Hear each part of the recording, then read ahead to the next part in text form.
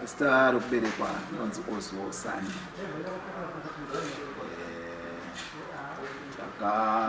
Tinoshumira tiri kuChurch of Christ Life International. Ushumiri takaberekwa tiri mauri. Basa raMwari takazotanga kuita 2009. Ndakaita encounter naMwari vachitaura neni pamusoro peushumiri. Nyaya yeuwitchkiller ibasa guru ratakapiwa naMwari rokuuraya varoyi. Chinangwa chauwitchkiller ndechekuti paregedze kuve neuroyi. Pakangove nemuroyi chete, Mwari akatipa simba rokuti hafi. Saka musiyano wedu isusu ndokuti hatingourayi munhu ari kungofamba nje. Tinodhila nemuurayi ari muroyi, munhu ane mweya wake wouroyi, ndiye watinodhila naye. Tine shamhu inonzi spindle, tine oil inonzi witchkiller oil, yekuti munhu akaishandisa kana ane muroyi ari kumunetsa, muroyi anofa. Ende kunyange takaita munamato pano, tine minamato yakasiyana siyana yatinoita. Tinogona kuita munamato nehari, clay pot pachirungu. Tinoita minamato nendiro, lata pachirungu. Tinoita munamato wakasiyana siyana zvichienderana nokuda kuona kuti muroyi ari kukuroya nemhando nemuto upi, ende toita nzira dzipi dzekuti afe. Zvakafanana kuti takabata hari takainamatira takaiputsa, muroyi anotofa. Takabata ndiro plata takanamata naye takaiputsa, muroyi anofa. Tinozviwana kupi? Either pamwe tiri kukuitira iwo for covering yedziviriro kuti uwane dzikinuro. Zvakafanana pakufa kwaJohn the Baptist, kune musikana akanodhimanda musoro wake pamberi pamambo, aenda kuna mai, zvakanzi watamba iwo, chii chaunoda ndikuitira? Mwana ndobva anowana advice kuna mai, unoudza mai kuti ndatamba pamberi pamambo, mambo andipa mukana wekuti chii chauri kuda ndigokuitira. Amai ndobva wati enda nendiro iyi, unoti ndoda musoro waJohani. Hausi uroyi here?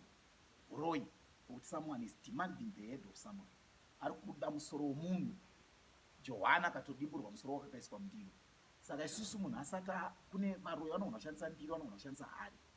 Saka isusu tinotoshandisawo maclay pot, tinotoshandisawo ndiro dzacho todziputsa zvichida kune mumwe munhu ari kutokukumbira kudhimanda musoro wako.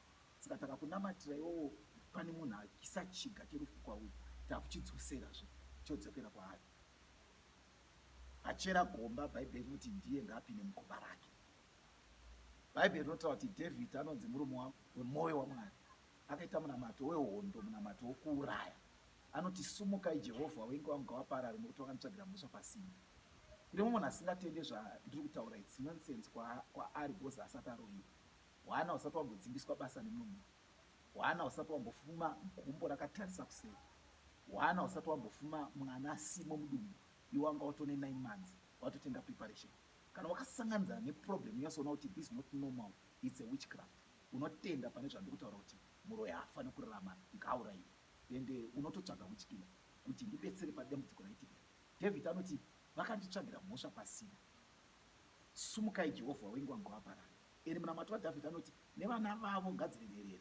Anoti nemazita avo ngavarove. Anoti nevana vavo ngawane zvekudya kure kwemisha, ngakuregedze kuve neanofunganya maringe nekuda kwezvavo. Chii chasakisa kuti Dhavhidhi zvidaro? Inyaya yekuti kune matambudziko akasangana nawo nokuda kwevanhu vanoroya. Sezvandataura kuti kune uroyi hwokuvenga munhu panyama. Andizika uyo ndiwo kungokunamatira iwo kuti ubudirire, bhozi ari kukuvengera kuti ubudirire. Kozoti muroyi kuti anotomira pagedhi kuti haupinde basa racho, anomira pagedhi kuti haupinde mulabha, unofanira kutofa nepregnant iyoyo, ende uchitofa.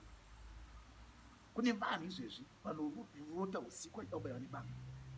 Kune munhu anorota usiku achidyiswa, otofuma dumbu ratozvimba so, ototadza kuenda kuchimbuzi, otoenda kumasikani, sikani yototaura kuti hatina chatiri kuona, padumbu rakazvimba. Saka uroyi zvinhu zvemweya zvaitwa pamweya. Saka tinodhilawo nemweya iyoyo kuti vanhu vawane dzikinuro. Vanouraya handichagone kuvaverenga, but vazouya vachisarenda vakawandisa. more than 1,000 and thousands. Isusu tiri kuti munhu akauya ega zvisaroenda kuti ini ndairoya, tinokubatsira tokunamatira, orutsa edha zvawakadyiswa, nyoka dzako ouya nadzo, hari dzako ouya nadzo, wana rutizi rwauya kustation. Hapana patichakubatira futi kuti tokupfuura.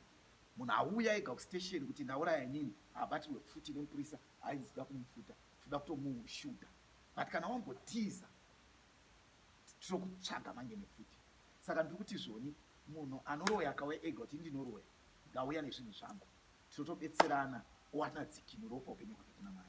But vari kutiza vachiroya vamwe ndovatinenge tichivhimbana navo, zvokuti now ndakutoita inonzi witch hunting, kuvhima varoyi.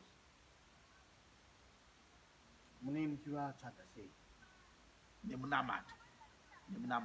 Ndichakokeredza vanhu kumunamatiwo kana uchinge wakuitwa kuti uyai takutsvagana nevaroyi.